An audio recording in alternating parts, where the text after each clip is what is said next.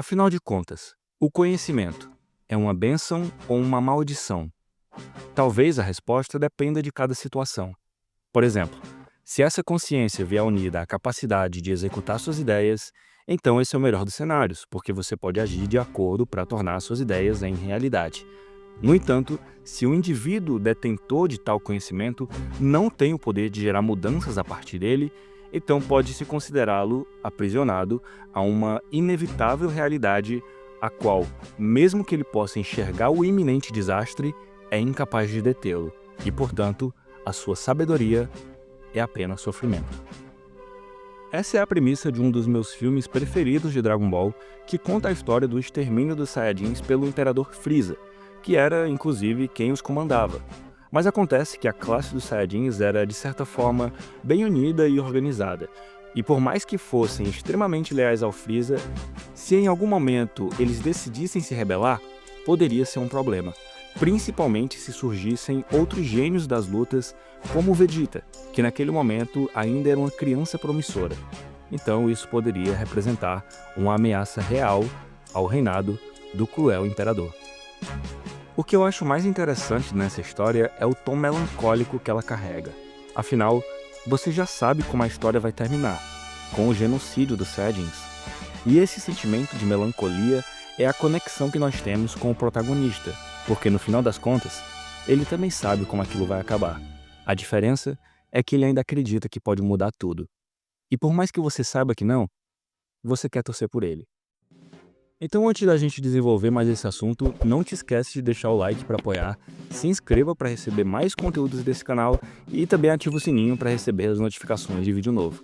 Tá nos meus planos aumentar a frequência de vídeos aqui, inclusive falar mais sobre o universo de Dragon Ball, já que é o conteúdo que tem mais engajamento aqui no canal.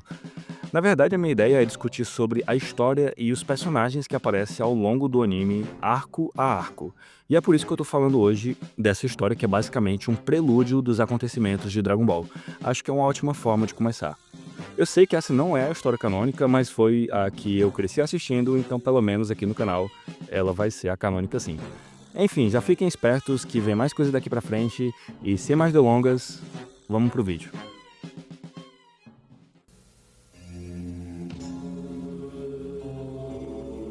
O início do filme mostra Bardock, o pai de Goku, junto aos seus companheiros logo após eles massacrarem toda a civilização de um planeta, seguindo as ordens do Imperador Freeza, para quem eles trabalhavam fielmente. Durante a conversa do grupo, ficamos sabendo que o extermínio protagonizado por eles tinha um objetivo especial. Era uma comemoração em nome do filho de Bardock, Kakaroto, que havia acabado de nascer. Sim, esse é o momento do nascimento do maior herói da história de Dragon Ball, e ele é homenageado com a extinção de todo um planeta. Apesar de que Bardock diz que isso é uma besteira, pois ficou sabendo que seu filho foi designado como um guerreiro de classe baixa e não valia a pena uma homenagem a ele. É muito interessante pensar nesse tipo de sistema de castas a qual os Saiyajins se submetiam, em que já no seu nascimento é determinado sua posição, seu valor, prestígio e qual função ele terá naquela sociedade, e como essa estrutura de organização molda a visão dos Saiyajins a ponto de o Bardock, a um primeiro momento, nem se importar tanto assim com o nascimento de seu filho, já que ele era um guerreiro de classe baixa. Tipo, nesse sistema, se você nasceu privilegiado ou sem privilégio algum, é certo que você vai viver e morrer assim. Particularmente não é algo tão distante da vida fora da ficção. E podemos ver isso muito bem pelo Vegeta, principalmente quando ele luta contra o Goku e se inicia dentro dele essa discussão sobre o determinismo que o talento prematuro tinha sobre toda a civilização de onde ele veio. Afinal, Goku também veio de lá e era um guerreiro de classe baixa, mas com base em seus esforços oriundo do treinamento, ele era capaz de se equiparar a um guerreiro de classe alta, contrariando tudo que o Vegeta e todos os Saiyajins acreditavam até aquele momento. A ponto de, depois desse choque que foi a luta contra o Goku, ele mudar toda a sua forma de enxergar essa questão do potencial de um guerreiro com base em uma estimativa determinista ainda no seu nascimento, e resumido a um mero número no Scouter. Tanto que ele sai de um cara que vivia se vangloriando de ser um prodígio da alta classe e por ser abençoado com seu dom, para um dos personagens mais esforçados nos treinamentos. Mas ainda assim, essa ideia era tão enraizada nele que volta e meia, mesmo depois de tudo, nós vemos ele exaltando sua posição hierárquica de príncipe dos Saiyajins. Mas eu acho mais oportuno discutir isso quando eu falar especificamente sobre o Vegeta. Segunda vez que eu tô prometendo esse vídeo aqui no canal, vai sair em algum momento. Mas voltando para a história do filme, acontece que ainda havia um sobrevivente, e ele, sorrateiramente, se aproxima e ataca Bardock. E esse não foi um ataque comum.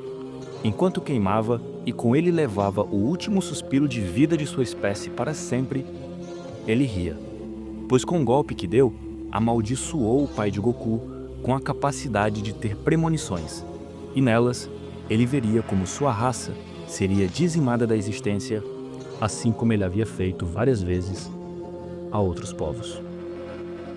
E aqui eu preciso falar o quanto isso é tragicamente lindo, porque nós temos aqui uma questão filosófica acerca do conhecimento, em que a hiperconsciência da realidade traz sofrimento ao seu detentor, principalmente diante de um futuro fatalista como é o dos Saiyajins.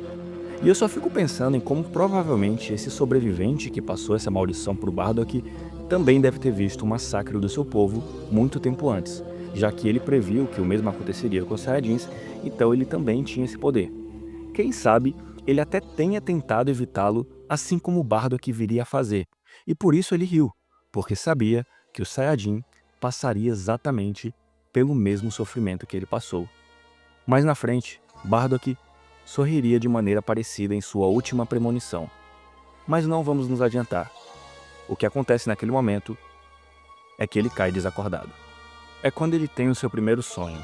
Nele, imagens do planeta Vegeta sendo destruído se mesclam com cenas da vida de seu filho Kakaroto, mas tudo ainda é muito confuso na mente dele. Ele acorda em uma cápsula de recuperação no planeta Vegeta e fica sabendo que seus amigos foram até outro planeta para atacar mais um povo, e sai correndo para não perder o combate. Porém, dos corredores, ele escuta o choro de um bebê. Era seu filho. Ele avalia o poder de luta da criança e, ao ver o quão insignificante é, apenas o ignora, assim como as imagens dele e de seu planeta sendo destruído em sua mente.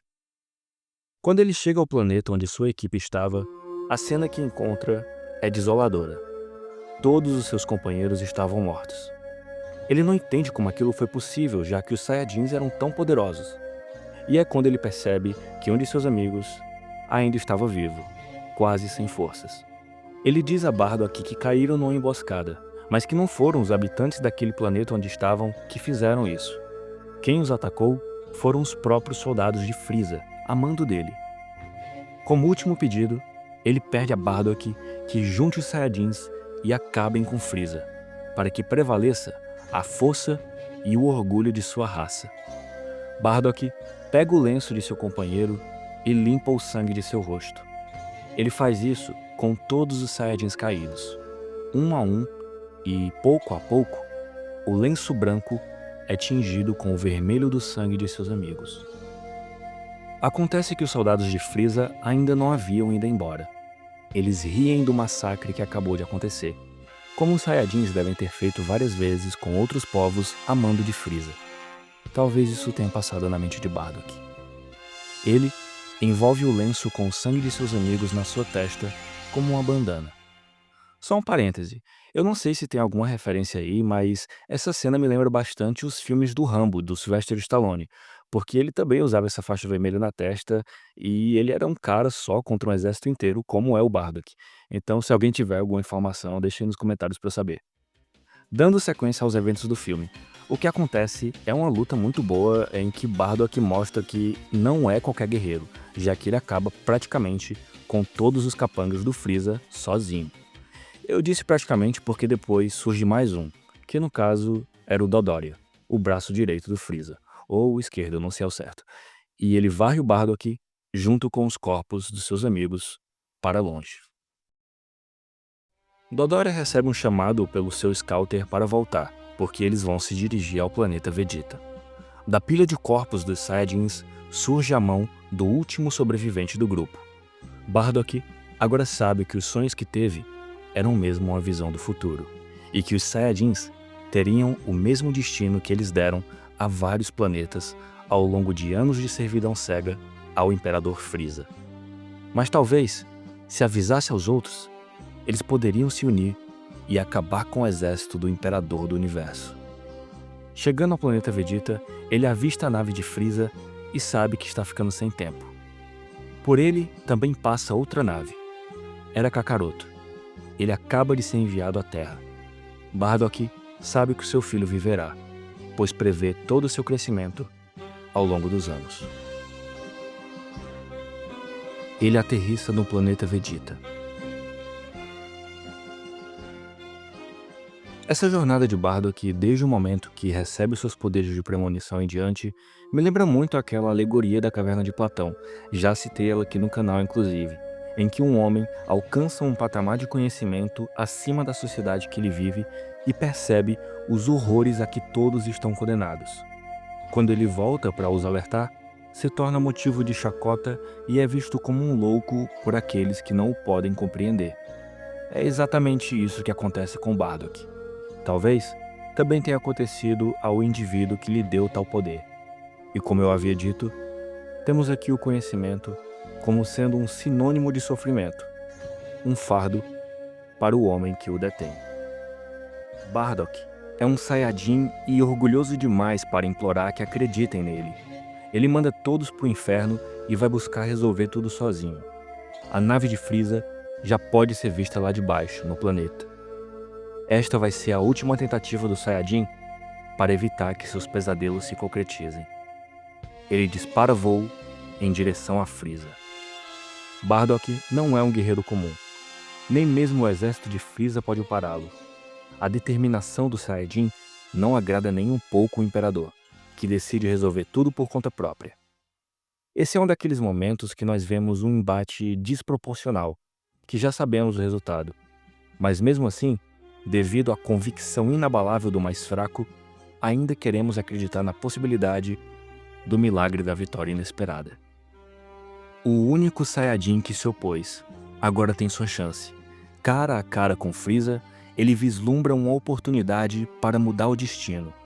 Ele prepara o seu melhor ataque. Frieza ergue apenas um dedo, como se aquilo fosse o suficiente para acabar com tudo.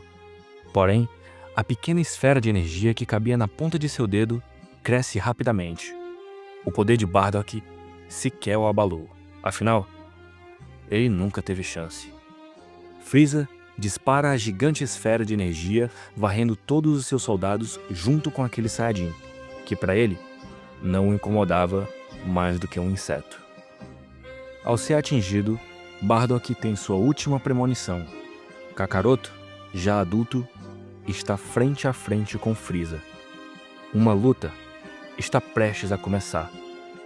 Assim como aquele último sobrevivente havia sorrido ao revelar a Bardock o futuro dos Saiyajins, agora ele também sorri, ao ver que no fim, a vingança também baterá à porta de Frieza. E assim, temos a explosão do planeta Vegeta, o inevitável fim dos orgulhosos Saiyajins.